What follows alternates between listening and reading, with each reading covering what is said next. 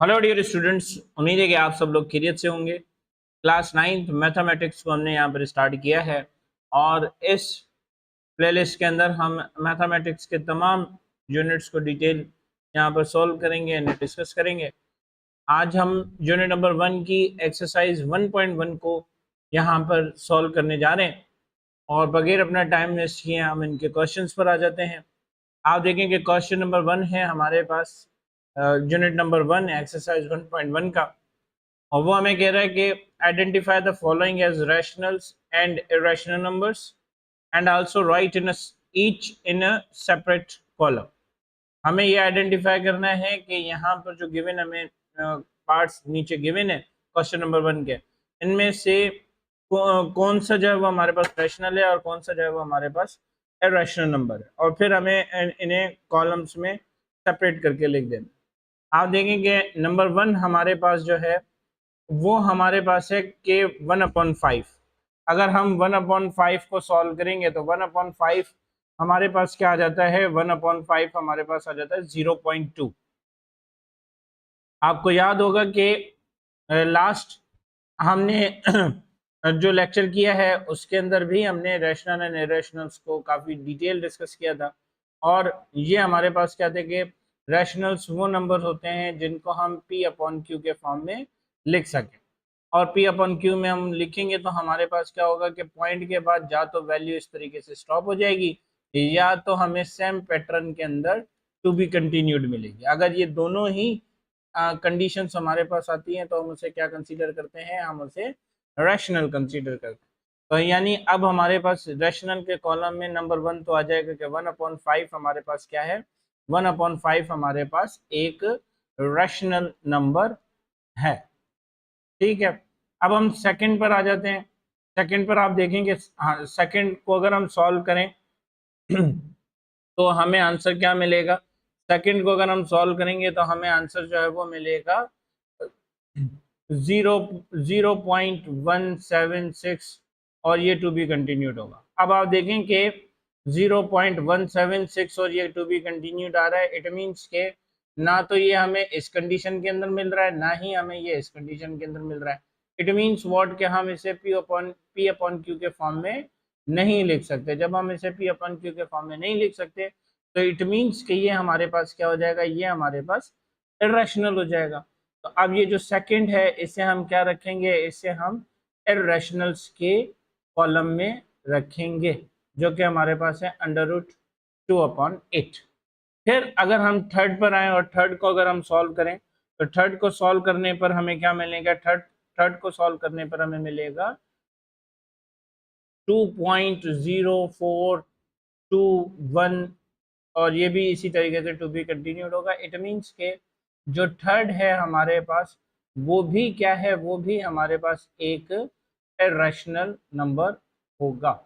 Clear dear students. उसके बाद फिर हमारे पास है क्वेश्चन नंबर 4। इसमें क्या हो रहा है कि इसमें हम अगर 2/8 को सॉल्व करेंगे तो हमें मिलेगा 0.25। अब 0.25 आप देखें कि पॉइंट के बाद वैल्यूज स्टॉप हो रही हैं। इट मीन्स के ये 2/8 हम P/Q के फॉर्म में लिख सकते हैं। इट मीन्स के ये हमारे पास क्या है, रैशनल है। यानी कि क्वेश्चन 1 का जो पार्ट 4 है वो हमारे पास क्या है, वो हमारे पास रैशनल। Clear dear students. फिर अगर हम 5 को सॉल्व करें तो आप 5 को देखें कि हमारे पास है 1/√3, जो कि अगेन हमें मिलता है 0.5773 एंड टू बी कंटिन्यूड हो रही है। इट मीन्स कि ये भी हमारे पास क्या है, ये भी हमारे पास एक इरेशनल नंबर है। इरेशनल नंबर को हम इरेशनल नंबर वाले कॉलम में लिखेंगे और ये हमारे पास हो जाएगा 1/√3। क्लियर। फिर अगर हम पार्ट 6 पर आए तो 6 पर आप देखेंगे √8 है। √8 की भी जो हमारे पास वैल्यू है वो है 2.828, और ये टू बी कंटिन्यूड है। इट मीन्स के ये भी हमारे पास क्या है, ये भी हमारे पास एक इरेशनल नंबर है। इट मीन्स के हमारा पार्ट जो 6 है वो भी हमारे पास क्या कंसीडर किया जाएगा, वो भी हमारे पास इरेशनल कंसीडर किया जाएगा। क्लियर। उसके बाद फिर हमारे पास पार्ट 7 को अगर हम देखें तो ये हमारे पास एक यूलर नेचुरल नंबर है जिसकी वैल्यू भी 2.27 लाइक इस तरीके से समथिंग होती है, और ये भी हमारे पास कंसीडर किया जाता है एज एन इररेशनल नंबर। तो आपने ये भी याद रखना है कि ये जो हमारे पास 7 है ये भी हमारे पास क्या है, ये भी हमारे पास एक इररेशनल नंबर है। फिर अगर हम 8 पर आ जाएं तो 8 पर हमारे पास पाई की वैल्यू है। हमें मालूम है कि पाई की वैल्यू भी हमारे पास क्या होती है, वो भी इसी तरीके से नॉन टर्मिनेटिंग नॉन रिक्वेरिंग होती है। इट मीन्स कि हम इसे क्या कहेंगे, हम इसे भी इररेशनल ही कंसीडर करेंगे। Clear dear students? तो पाई भी हमारे पास क्या हो जाएगा, पाई भी हमारे पास इररेशनल होगा। फिर अगर हम नंबर 9 पर आए तो नंबर 9 पर भी आप देखें कि अंडर रूट के अंदर वैल्यू है, और आपको अभी तक तो ये मालूम हो ही चुका होगा कि अंडर रूट में जो वैल्यूज होती हैं वो तकरीबन हमारे पास रैशनल नहीं बल्कि इररेशनल्स होती हैं। तो भी हमारे पास ये क्या आ जाता है, ये आ जाता है 2.36 और to be continue 2.236 to be continued है। इट मीन्स के नंबर 9 भी हमारे पास क्या है, नंबर 9 भी हमारे पास एक इररेशनल। फिर अगर हम पार्ट 10 पर आए तो आप यहाँ पर देखें कि 22 डिवाइडेड बाय 3, 22 डिवाइडेड बाय 3 अगर हम करेंगे तो ये हमारे पास आ जाता है 7.33333। अब अगेन आप देखें कि ये एक कंटिन्यूस पैटर्न के अंदर हमें मिल रहा है और सेम पैटर्न के अंदर मिल रहा है। इट मीन्स कि ये जो नंबर है ये हमारे पास क्या है, ये हमारे पास रैशनल है। तो इट मीन्स के 10 जो है वो हम कंसीडर करेंगे एज एन रैशनल नंबर। ठीक है, वही बात यहाँ पर। फिर हमारे पास पार्ट 11 है और पार्ट 11 हमारे पास क्या है कि 1 डिवाइडेड बाय पाई। अब अगर हम 1 डिवाइडेड बाय पाई करें तो हमारे पास अगेन जो है वो एक नंबर आएगा जो कि 0.318 और इस तरीके से ये चलता ही रहेगा आगे। इट मीन्स के जो पार्ट 11 है वो भी हमारे पास क्या कंसीडर किया जाएगा, वो भी हमारे पास इररेशनल कंसीडर किया जाएगा। लास्ट पार्ट आ जाता है इस क्वेश्चन का और वो है हमारे पास 11/12। अब अगर हम 11/12 को सॉल्व करेंगे तो हमारे पास आ जाएगा 0.916666 और इस तरीके से ये हमें कंटिन्यूस पैटर्न के अंदर मिलेगा। तो इट मीन्स कि ये जो 11/12 है इसे हम कंसीडर करेंगे as an rational number. Clear dear students? तो मैं उम्मीद करता हूँ कि क्वेश्चन नंबर 1 आपको बहुत अच्छे तरीके से समझ में आ गया होगा। अब हम क्वेश्चन नंबर 2 की तरफ चलते हैं। इसका आप स्क्रीनशॉट ले लें या इसको आप शेयर कर लें ताकि हम क्वेश्चन नंबर 2 पर आ सकें। डियर स्टूडेंट्स, अब आप देखें कि हमारे पास क्वेश्चन नंबर 2 क्या है कि convert the following into decimal fractions. हमें सबसे पहले इन्हें डेसिमल फ्रैक्शंस में कन्वर्ट करना है। फिर हमें ये इंडिकेट करना है कि ये टर्मिनेटिंग है या non terminating decimal fractions. Clear? अब सबसे पहले हमें मालूम होना चाहिए कि टर्मिनेटिंग डेसिमल फ्रैक्शंस कौन से होते हैं। अब टर्मिनेटिंग डेसिमल फ्रैक्शंस हमारे पास वो होते हैं जो कि पॉइंट के बाद स्टॉप हो जाएं, लाइक इस तरीके से।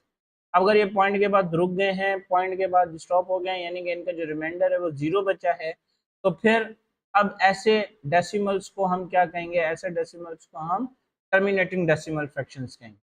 इसी तरीके से फिर हमारे पास जो नॉन टर्मिनेटिंग डेसिमल्स हैं वो कौन से होते हैं। अब नॉन टर्मिनेटिंग जो डेसिमल्स होते हैं वो अब इस तरीके से रुकते नहीं है बल्कि वो कंटिन्यू होते रहते हैं, वो चलते रहते हैं आगे, चाहे वो रिक्वेरिंग हो या चाहे वो नॉन रिक्वेरिंग हो, यानी कि सेम पैटर्न आ रहा हो या डिफरेंट आ रहा हो, वो इस तरीके से चलते रहते हैं। तो ऐसे डेसिमल्स को हम क्या कहते हैं, ऐसे डेसिमल्स को हम नॉन टर्मिनेटिंग डेसिमल फ्रैक्शंस कहते हैं। अब हम क्या करेंगे कि अब हम इनको जो पार्ट्स हमें गिवन है इन्हें हम डेसिमल्स में कन्वर्ट करेंगे। फिर हम ये बताएंगे कि ये टर्मिनेटिंग है या नॉन टर्मिनेटिंग। अब देखेंगे सबसे पहले हमारे पास 5/18 है। अब 5/18 को हम सॉल्व करते हैं। यहाँ पर हमें मालूम है कि ये हमारे पास न्यूमरेटर है और ये हमारे पास क्या है, डिनोमिनेटर। तो हम क्या करते हैं कि न्यूमरेटर को डिनोमिनेटर से डिवाइड करते हैं, यानी हम 5 के ऊपर 8 का टेबल पढ़ें। अब 8 का टेबल 5 पर तो जा नहीं सकता, तो हम क्या करेंगे कि पॉइंट लेकर यहाँ पर 0 ले लेंगे। अब हमें मालूम है कि 8 7 जा 48, क्लियर। अब यहाँ पे क्या बचेगा, अब यहाँ पर बचेगा 2। हमने पॉइंट दे रखा है तो हम यहाँ पर 0 ले लेंगे। अब हमें मालूम है कि 8 2 जा 16, क्लियर। फिर माइनस करेंगे तो यहाँ पर बचेगा 4, पॉइंट दिया हुआ है 0 ले लेंगे। 8 5 जा 40 हो जाएगा यहाँ पर। तो आप देखेंगे यहाँ पर रिमाइंडर क्या बचा, 0। और आप देखेंगे यहाँ पर अब हम 0.725 से आगे नहीं जा सकते, यानी कि 5/18 का हमारे पास क्या आंसर आया, 0.725। इट मीन्स व्हाट, कि ये जो 5/18 को हमने डेसिमल फ्रैक्शन के अंदर कन्वर्ट किया है, तो ये हमारे पास कौन सा डेसिमल है, ये हमारे पास terminating decimal fraction. Clear dear students, hope so के आपको यहाँ पर बात समझ में आ गई होगी। अब आप देखेंगे यहाँ पर 4/18, अब 4 भी एक इवन नंबर है, 18 भी एक इवन नंबर है, यानी कि दोनों ही न्यूमरेटर और डिनोमिनेटर एक ही टेबल से डिविजिबल है, 2 से डिविजिबल है। तो यहाँ पर हो जाएगा न्यूमरेटर में 2 और यहाँ पर आ जाएगा 9। अब 2/9 में आप देखेंगे 2 इवन है, 9 ऑड है, दोनों एक ही टेबल से डिविजिबल नहीं है, तो हम जस्ट इसे फर्दर सॉल्व करें। अब इसी तरीके से जब हम इन्हें सॉल्व करेंगे तो आप चले हम करके देख लेते हैं, आपको भी घर पर ये इसी तरीके से करना है।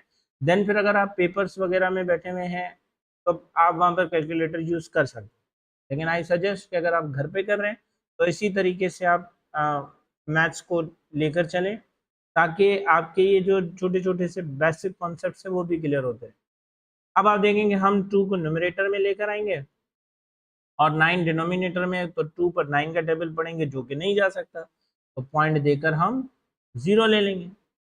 अब क्या होगा कि 9 2 जा 18, अगेन हमारे पास 2 बचेगा, पॉइंट देकर 0 ले लेंगे। अब ये क्या होगा कि अब ये 0.222 ये कैरी होता जाएगा। इट मीन्स व्हाट, कि हम यहाँ पर लिख सकते हैं कि ये जो हमारे पास पार्ट 2 है 4/18, ये हमारे पास एक नॉन टर्मिनेटिंग डेसिमल फ्रैक्शन है।